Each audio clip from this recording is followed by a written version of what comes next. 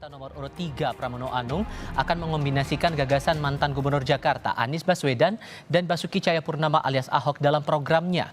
Rencana menggabungkan gagasan Anies dan Ahok untuk mengatasi permasalahan Jakarta disampaikan Pram di sela acara Kadin di Jakarta Selatan pada hari Rabu. Menurut Pram, pengadaan hunian layak tinggal jadi masalah utama di Jakarta. Untuk itu, ia bakal menggabungkan program hunian DP 0% yang digagas Anies dengan program hunian di atas pasar yang digagas Ahok. Pram ingin menggabungkan kedua gagasan itu dan memperluasnya tidak hanya di atas pasar namun juga di atas fasilitas publik lain seperti sekolah, puskesmas, dan kantor kelurahan. Di Jakarta ini problem utamanya adalah pembebasan lahan. Kenapa DP 0% yang digagas Mas Anies dan Mas Sandi yang sebenarnya bagus, kemudian dalam aplikasinya ada hambatan. Termasuk Pak Ahok pada waktu itu membangun di atas lahan yang dimiliki oleh PD Pasar Jaya. Sehingga saya mengkombinasikan apa yang menjadi gagasan Mas Anies dan Pak Ahok untuk bisa dijalankan karena problem utama di Jakarta adalah pembebasan lahan. Pengamat politik dari Universitas Al-Azhar Indonesia, Ujang Komarudin menilai rencana paslon nomor urut 3 Pramono Anung Rano Karno membangun hunian layak tinggal dengan menggabungkan gagasan Anies dan Ahok sebagai bagian dari strategi mendongkrak dukungan warga di Pilgub Jakarta. Ia juga menilai langkah Pram melempar wacana kombinasi gagasan Anies dan Ahok sebagai reaksi atas pertemuan Ridwan Kamil dengan Presiden Prabowo Subianto dan mantan Presiden Joko Widodo. Saya melihatnya bagian daripada strategi untuk mendapatkan dukungan dari masyarakat, dari warga Jakarta. Karena kita tahu bahwa pendukung Anies besar, pendukung Ahok juga masih banyak. Kelihatannya juga merespon terkait dengan pertemuan RK dengan Prabowo dan Jokowi. Bahwa RK punya Prabowo dan Jokowi, kira-kira begitu ya. Ya, Pramono Rano pun punya Anies dan Ahok yang ya pernah jadi gubernur keduanya. Jadi pertimbangan elektoral dilakukan oleh Pram Rano dengan cara mengkombinasikan ide gagasan produk-produk ya Anies dan Ahok. Calon Gubernur Jakarta nomor urut 1 Ridwan Kamil mengungkap isi pembicaraannya dengan Presiden Prabowo Subianto. Ia mengaku diminta Prabowo untuk ke Jakarta, salah satunya untuk memimpin proyek Tanggul Laut Raksasa atau Giant Sea Wall. RK menuturkan Prabowo memintanya langsung secara empat mata. Ia mengatakan akan memimpin gubernur sepulau Jawa dalam proyek tersebut jika terpilih sebagai Gubernur Jakarta. Adalah salah satunya diarahkan diminta oleh Pak Prabowo. Padahal zona nyaman saya memang di Jawa Barat, tapi ada alasan. Kang, kalau terpilih beresin kekumuhan, masa ibu kota Jakarta kota global masih ada kekumuhan? Kok mata dengan saya? Itu yang namanya Giant Sea Wall, orang akan pimpin para gubernur se-Jawa. Calon kepala daerah ramai-ramai soan ke mantan Presiden Joko Widodo dalam 2 hari berturut-turut. Calon Gubernur Jakarta nomor urut 1, Ridwan Kamil, makan malam bareng Presiden Prabowo Subianto di sebuah restoran di Jakarta, dilanjutkan soan ke kediaman mantan Presiden Jokowi di Solo. RK membantah menemui Presiden Prabowo dan Jokowi karena alasan elektabilitasnya tengah disalip pesaingnya. Elektabilitas saya kan lebih tinggi dari Mas Pras, nggak ada masalah. Pertemuan itu artinya dua presiden itu mendukung pasangan Ridho, udah itu aja. Jangan ditafsir macam-macam. Ya. Kalau tidak mendukung, ngapain diterima, diberi waktu eksklusif? Ngapain diposting di IG-nya masing-masing kan? Betul. Maaf ya, kalau ibarat tidak istimewa, kan datang tuh diterima. Ya udah gitu aja. Sebelah saya kan diposting di IG-nya Pak Jokowi, posting di IG-nya Pak Prabowo. Itu menunjukkan secara tersirat bahwa presiden itu mendukung, ya kira-kira begitu. Sementara Sekjen PDI Perjuangan Hasto Kristianto mengkritik langkah RK menemui mantan Presiden Jokowi. Hasto menganggap Ridwan Kamil memperlihatkan mentalitas kalah. Hasil survei yang menunjukkan pasangan Ridwan Kamil itu mengalami penurunan secara drastis, menunjukkan ketidakpercayaan publik yang makin besar. Kemudian Pak RK datang ke Pak Jokowi, itu menunjukkan mentalitas kalah. Karena budaya restu-restuan itu adalah budaya lama, budaya Orde Baru. Pengamat politik Agung Baskoro menilai Ridwan Kamil menemui Presiden Prabowo maupun mantan Presiden Jokowi didorong keinginan mendapatkan tuah efek istana guna mendongkrak elektabilitas di Pilgub Jakarta.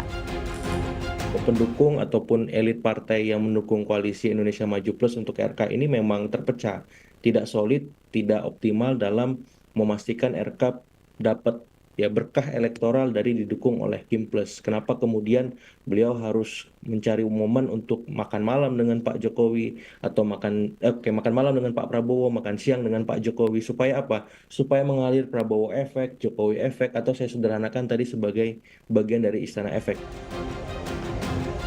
Tak hanya menemui Ridwan Kamil, 3 hari kemudian Presiden Prabowo juga menemui Joko Widodo di Solo. Terungkap pula Jokowi dan Prabowo tak hanya makan malam bareng, namun juga bersama bertemu dengan calon gubernur Jawa Tengah Ahmad Lutfi dan Tachi Yassin. Tak cuma RK dan Ahmad Lutfi Tachi Yassin, Jokowi juga jadi rujukan calon gubernur lainnya. Petahana calon gubernur Sumatera Selatan Herman Deru juga melapor ke Jokowi mengenai langkahnya maju Pilgub. Tim Liputan Kompas TV.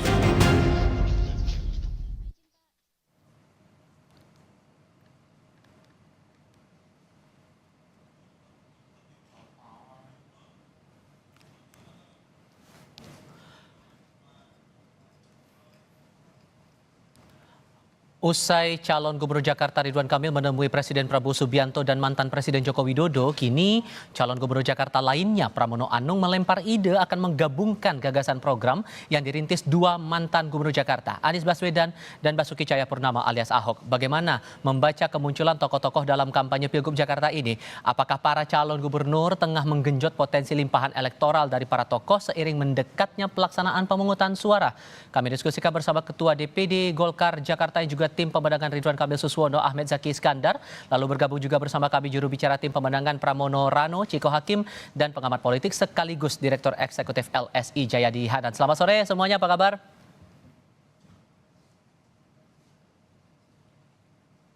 Abang-abang sekalian selamat sore.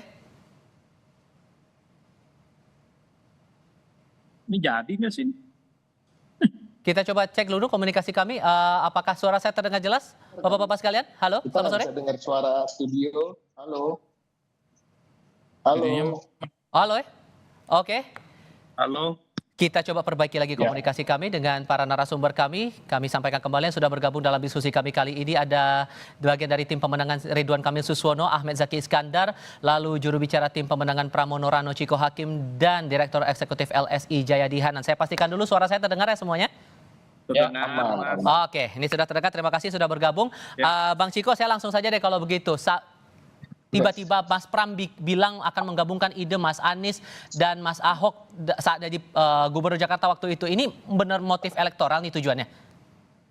Enggak tiba-tiba, sejak awal dari sejak pencalonan pendaftaran dan setelah pendaftaran Mas Pram selalu menyampaikan dan terlihat juga selain penyampaian secara lisan, tapi juga terlihat dari gestur-gesturnya beliau menyambangi hampir semua mantan Gubernur DKI Jakarta, Bang Foke, Bang Yos, kemudian Ahok, dan kemudian mungkin dalam waktu dekat Mas Anies juga. Dan dia juga selalu menyampaikan bahwa Jakarta ini pernah dipimpin oleh sosok-sosok yang hebat, yang mumpuni, yang mungkin karena keterbatasan masa jabatan dan lain hal, banyak program-programnya tidak selesai atau legacy-legacy yang sudah ditinggalkan itu sebenarnya masih bisa ditingkatkan lagi. Dan Mas Pram juga berkomitmen sejak awal ingin melanjutkan yang baik-baik yang sudah ditinggalkan oleh para mantan gubernur itu.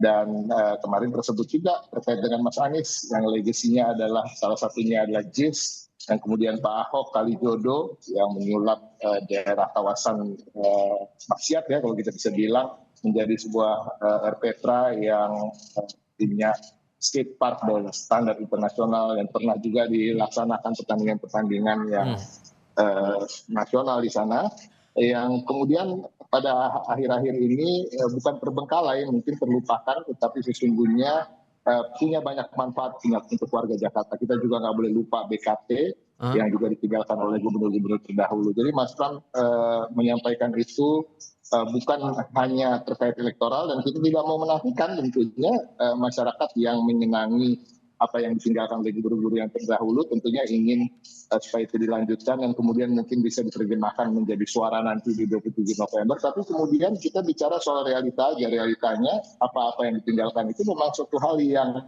patut diteruskan dan patut disempurnakan. Kita bicara soal JIS, penyempurnaan akses dan jalur transportasinya juga harus diperbaiki dan itu akan dilakukan oleh Mas Pram. Kita bicara soal Kalijodo, tentunya perawatannya, maintenance-nya, yang kemudian juga pembangunan skatepark yang lebih mutakhir mungkin harus juga dilakukan dan banyak lagi BKT. Tapi ide kombinasi ini, Bang Ciko, sorry saya potong di situ. Apa ide kombinasi ini kalau kita runut dari kronologinya kan disampaikan setelah Ridwan Kamil bertemu dengan Pak Prabowo dan juga Pak Jokowi. Apakah ini sebagai upaya untuk mengimbangi pengaruh para tokoh agar elektabilitasnya pasangan Pram Rano ini tidak tergerus begitu? Enggak, itu kan sebenarnya ide itu sejak awal, makanya saya sampaikan sejak awal kalau bisa dirunut di Google aja. Di Google kata-kata Mas Pramono Anung akan melanjutkan program gubernur terdahulu, pasti muncul di sebulan lalu juga udah ada menyampaikan. Jadi sama sekali kita gini ya, bagi Mas Pram dan Bang Dul dan tim, kita menggunakan, mohon maaf nih, kacamata kuda terkait dengan perjuangan kita dan strategi maupun hal-hal yang terkait dengan apa yang akan kita lakukan ke bawah tanpa kita pusing dengan apa yang dilakukan oleh pihak kompetitor kita. Karena memang kita punya program tersendiri, kita punya strategi sendiri, dan kalau kemudian apa-apa yang disampaikan hari-hari ini mengangkat elektabilitas, ya itu mudah-mudahan menjadi sebuah konsekuensi yang baik bagi kita. Bang Zeki melihat ini sebagai aksi reaksi tidak bahwa gagasan ide kombinasi ini sebagai bentuk reaksi dari Mas Pram melihat Kang Emil bertemu dengan Pak Jokowi dan Pak Prabowo? Kami juga sama, jadi melanjutkan yang sudah baik di Jakarta, kemudian membenahi yang masih kurang dan belum sempurna, itu adalah targetnya Bang RK sama Mas Suswono. Jadi setelah banyak diskusi, belanja masalah, hal-hal yang baik yang perlu kita lanjutkan. Nah ya, terkait dengan program-program kita yang baru nanti dalam rangka menyempurnakan ataupun membangun sesuatu yang baru di Jakarta, itu adalah programnya Bang Ridwan Kamil. Tapi penanganan banjir, macet, kemudian juga transportasi publik, sampah yang sudah jalan kita perbaiki yang baik, apalagi KJP kemarin kita sering dengar juga ya, banyak orang tua murid yang juga banyak mengadukan hal-hal seperti tadi. Jadi yang baik-baik semuanya akan kita lanjutkan. Terlebih lagi setelah diskusi dengan Pak Jokowi dan juga bertemu dengan Pak Prabowo, bagaimana nanti program-program nasional ini juga bisa linear terjadi di Jakarta. Makan gratis, ya, kemudian program sekolah gratis, pembangunan infrastruktur yang lebih besar, dan juga pastinya akan sejalan dengan kebutuhan masyarakat yang ada di Jakarta. Legasi apa yang coba dirawat oleh RK dari apa yang sudah sempat diupayakan oleh Pak Jokowi saat menjadi Gubernur Jakarta waktu itu? Pak Jokowi itu banyak sekali program-program infrastruktur yang menangani banjir, ya, yang kemudian sejalan dengan pemerintah pusat, seperti penanganan banjir Kanal Timur, kemudian banyak waduk-waduk yang sekarang juga tercipta untuk mengendalikan debit air di sungai-sungai yang mengaliri Jakarta. Nah, ini yang akan dilanjutkan. Terlebih lagi kita juga tahu Jakarta Utara itu kan setiap, apalagi yang berada di pesisir pantainya, setiap tahun mengalami penurunan tanah yang cukup signifikan. Nah, ini juga harus segera ditangani dan diatasi. Jadi banyak hal-hal yang baik yang kemudian hasil diskusi dari Pak Prabowo dan Pak Jokowi tentu saja akan ditindaklanjuti. Saya juga yakin Mas Pram juga sama Bang Rano juga pasti minta arahan Bu Mega terkait pembangunan di Jakarta. Apalagi kan Bang Rano berkali-kali tuh mengatakan dia diperintah Bu Mega untuk ke Jakarta. Jadi saya yakin juga pasti kita minta paslon ini minta petunjuk dari para pemegang-pemegang ataupun kebijakan-kebijakan dari para gubernur sebelumnya termasuk pimpinan negara. Nah, Mas Jayadi, kalau melihat ada ide dari Mas Pram untuk menggabungkan ide dari Mas Anies, kemudian Ahok, kemudian sudah ada pertemuan antara RK dengan Jokowi dan Prabowo, elektabilitas sejauh ini yang terkini dari pantauan LSI sejauh mana kemudian untuk dua tokoh ini? Elektabilitasnya kan kompetitif, jaraknya sangat dekat, berada dalam margin of error. Dan LSI kan sudah mendeteksi itu sejak pertengahan Oktober, sejak akhir September malah ya, sejak lalu pertengahan Oktober, jarak elektabilitas antara kedua paslon itu cenderung makin dekat gitu. Dan terakhir kita mendengar rilis survei dari Kompas yang menunjukkan betapa jarak di kedua calon itu sangat dekat ya, hanya berselisih 0, jadi memang kalau kedua calon berusaha untuk memanfaatkan atau memaksimalkan semua faktor yang mungkin mendorong elektabilitas atau dampak elektoral positif kepada mereka, itu sesuatu yang sangat masuk akal. Nah, 4 tokoh yang kita sebut hari ini, Pak Prabowo, Pak Jokowi, Mas Anies, Ahok, itu semua adalah tokoh-tokoh yang dianggap bisa berpengaruh karena masing-masing punya dianggap memiliki massa, memiliki pengikut yang masih cukup besar di Jakarta. Jadi salah satu faktor yang penting dalam pilkada kali ini yang bisa diharapkan dari keempat tokoh itu adalah apa yang kita bisa sebut sebagai endorsement effect, efek endorsement gitu. Itulah salah satu alasan mengapa baik Mas Pram maupun Kang Emil itu mencoba untuk memanfaatkan atau menunjukkan kepada publik bahwa mereka dekat dengan tokoh-tokoh tersebut. Ini yang ditangkap juga dalam Litbang Kompas ini kami tampilkan di layar kaca, pertimbangan pilihan calon gubernur kalau kemudian didukung oleh Joko Widodo 46,6%, Prabowo Subianto 49,7%, didukung oleh Ahok 39,9% dan didukung oleh Anies 44,2%. Jadi kalau Anda lihat apakah faktor dari dukungan tokoh ini masih akan tetap jadi pengaruh, Mas Jayadi, atau kembali lagi ke soal tokoh-tokoh cagup cawagupnya yang jadi prioritas bagi pemilih atau programnya? Tiga-tiganya kan saya sebut tadi itu endorsement effect ya. Nanti bagaimana endorsement effect itu bekerja itu tergantung kepada bagaimana si cagup cawagupnya tentu saja. Kalau misalnya ada orang endorse, misalnya Pak Anies endorse saya gitu kan, misalnya saya calon endorse saya kan nggak mungkin itu. Jadi sebaik kalau saya calon. Jadi kalau misalnya begini, Pak Anies endorse Dharma, kan berat itu. Karena Dharma tidak dikenal oleh warga Jakarta. Jadi tergantung kepada tokohnya masing-masing. Nah, kebetulan baik Kang Emil bersama Rano dan Mas Pram juga Kang Emil dan Suswono lalu Pram Rano itu kan tokoh-tokoh yang sudah dikenal oleh warga Jakarta. Jadi kalau mereka mencoba memanfaatkan endorsement effect dari keempat tokoh itu bisa berpengaruh. Nah, tinggal masalahnya adalah tokoh mana yang akan bergerak langsung ke bawah, itu pertanyaannya. Jadi, nah keuntungan Anies sama Ahok adalah Anies sama Ahok berada di Jakarta dan bisa langsung turun ke bawah. Dan mereka masuk yang misalnya relawan dan sebagainya.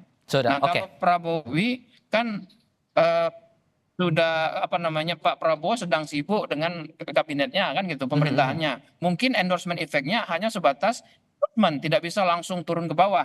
Jadi diperlukan kaki-kaki lebih jauh untuk itu. Karena Anies sama Ahok bisa gitu.